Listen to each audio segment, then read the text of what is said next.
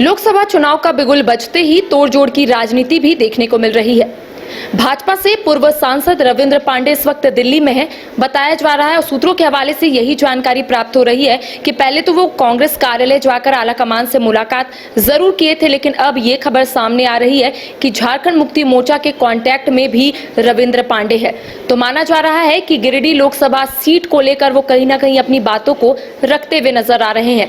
एक और जहां गिरिडीह से मथुरा प्रसाद महतो लगातार ताल ठोकते हुए नजर आ रहे हैं। अब आने वाले समय में क्या चीजें जो है वो निकलकर सामने आएगी? क्या रविंद्र पांडे कांग्रेस ज्वाइन करेंगे?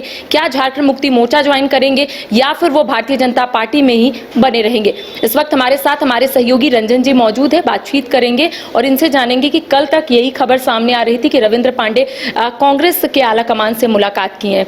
अब आज सूत्रों के हवाले से ये जानकारी प्राप्त हो रही है कि झारखंड मुक्ति मोर्चा के कांटेक्ट में भी रविंद्र पांडे है। तो क्या गिरिडीह सीट को लेकर वो लगातार झारखंड मुक्ति मोर्चा के नेताओं से बातचीत कर रहे हैं?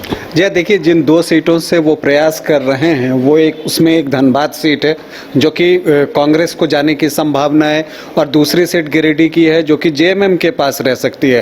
तो दिक्कत यह है कि गिरिडीह से इसके पूर्व वो 5 बार सांसद रहे हैं, तो उनकी एक दिली ख्वाहिश रही होगी कि गिरिडीह जो है चूँकि उनका क्षेत्र रहा है तो यहाँ से चुनाव लड़ें। तो लेकिन यहाँ से चुनाव लड़ने के लिए ये ज़रूरी है कि उन्हें संपर्क जो है जेएमएम से करना होगा। दूसरी तरफ अगर वो धनबाद से लड़ना चाहें तो वहां पर उनको कांग्रेस से संपर्क में रहना होगा और इसीलिए सोर्सेज के थ्रू, जैसा आपने बताया, ये जानकारी आ रही है कि वो दोनों तरफ संपर्क में हैं। लेकिन एक बात और भी है कि देखिए, रविंद्र पांडे 2014 में आखिरी बार जो है सांसद बने थे, बीजेपी के टिकट पर बने थे और उस वक्त जो है नरेंद्र मोदी उस चुनाव के बाद प्रधानमंत्री बने थे। तो उस समय एक मोदी वेव था जिसमें कि बीजेपी का जो है 10 सालों के बाद सत्ता में वापसी हुई थी। लेकिन उस मोदी वेव में भी जो उन्हें गिरिडीह में जीत मिली थी वो बड़ी जीत नहीं थी। वो जो जीत थी वो 40,000 वोटों के आसपास थी, जबकि 2009 में जो है वो 94,000 वोटों से जीते थे। तो उनके जीत का प्रतिशत कम हुआ था। अब कम क्यों हुआ था? उससे पूर्व 2004 और 2009 में उनके खिलाफ टेकलाल महतो उम्मीदवार थे, लेकिन जब 2014 में आते हैं तो जगन्नाथ महतो उनके खिलाफ चुनाव लड़ते हैं। तो एक कद्दावर महतो नेता जब वहां पर उनके खिलाफ लड़ते हैं तो उनके जीत का फर्क जो है, अंतर जो होता है वो कम होता है और यहीं पर जो है वो खतरे की घंटी उनके लिए बजी थी। और इसीलिए जब 2019 में सीटों का बंटवारा हुआ तो ये सीट आजसू को दिया गया, सुदेश महतो की पार्टी आजसू को, और वहां से जो है एक और कुर्मी के जो मजबूत नेता हैं सीपी चौधरी, उनको उतारा गया और उसका रिजल्ट भी देखने को मिला जब सीपी चौधरी ने जगन्नाथ महतो को बिल्कुल एक तरफे मुकाबले में पराजित किया। तो उसके बाद से अब जो है दोनों में से कोई भी पार्टी, देखिए चाहे वो आजसू वहां पर लड़े या आपको जेएमएम लड़े, तो उसकी कोशिश होगी कि वो वहाँ से किसी जो है वो महतो या कुर्मी समुदाय के व्यक्ति को अपना प्रत्याशी बनाए। और इसीलिए लगता है कि मथुरा महतो की जो उम्मीदवारी है वो मजबूत है, वहाँ पर दिख भी रही है और इसलिए लगता है कि ये सीट इतनी आसानी से रविंद्र पांडे को जेएमएम देगा, मुझे संदेह है। लेकिन मथुरा प्रसाद महतो लगातार ताल ठोकते हुए नजर आ रहे हैं, तो क्या रविंद्र पांडे अपनी बातों को कहीं ना कहीं झारखंड मुक्ति मोर्चा के नेताओं के समक्ष रखने की कोशिश करें? आपने जिस तरीके से कहा कि कुर्मी और महतो समुदाय के लोग वहां पर ज्यादा है, तो ऐसे में झारखंड मुक्ति मोर्चा तो ये रिस्क उठाने के लिए तैयार नहीं है कि कोई और प्रत्याशी को चुनावी मैदान में उतारा जाए, रविंद्र पांडे को चुनावी मैदान में उतारा जाए। तो झारखंड मुक्ति मोर्चा इसके लिए तो रिस्क लेने के लिए तैयार तो नहीं होगी। देखिए, कोई भी दल जब किसी को जोड़ता है और जब अगर उसके पास एक कैंडिडेट हो और इसके बावजूद वो अगर किसी को जोड़ता है तो वो तब जोड़ता है जब वो ये देखता है कि उसका जो वोट है उसमें वो कितना ऐड ऑन कर सकता है। तो देखिए, अगर आप गिरिडीह को देखते हैं तो वहाँ पर 15% से ज़्यादा एसटी आबादी है। इसके अलावा जो मुस्लिम वोटर हैं वो 17% हैं। तो ये इस तरह से आप देखें, और महतो जो हैं वो 15% हो जाते हैं।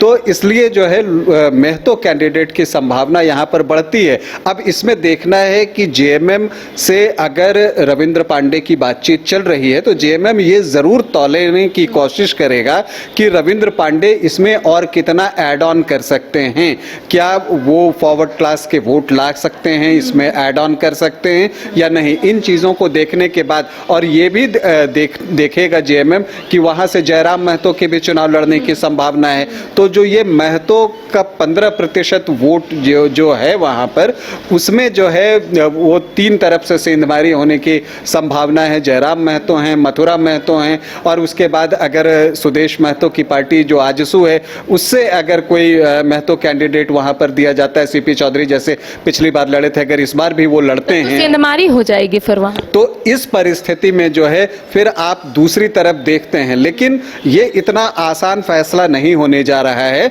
और इसलिए जो गिरिडीह का मुकाबला है वो बहुत दिलचस्प होगा, खास करके इस परिस्थिति में जब जयराम की एंट्री हो चुकी है। तो अब इसलिए गिरिडीह पर सबकी नज़र बनी हुई है और ऐसे में जेएमएम देखेगा कि अगर महतो वोट में सेंधमारी होती है 2 तरफ से, तो क्या वो ऐसा कर सकता है कि रविंद्र पांडे को कैंडिडेट बनाए और एसटी वोटर्स को ज़्यादा अपनी ओर आकर्षित करे और साथ में जो है मुस्लिम वोटर, अल्पसंख्यक वोटर्स को अपने साथ जोड़े, तो उसके लिए एक गणित बन सकता है। ये एक संभावना दिखती है। लेकिन दूसरी तरफ मथुरा महतो कद्दावर नेता हैं, उनकी एक अपनी पकड़ है क्षेत्र में, टुंडे से विधायक हैं, तो उनका अपना दावा है। तो कुल मिलाकर गिरिडीह का जो चुनाव है वो अभी, जबकि चुनाव प्रचार ठीक से शुरू भी नहीं हुआ है, बहुत इंटरेस्टिंग बन गया है और सबकी नज़र जो है वो गिरिडीह पर टिकी हुई है।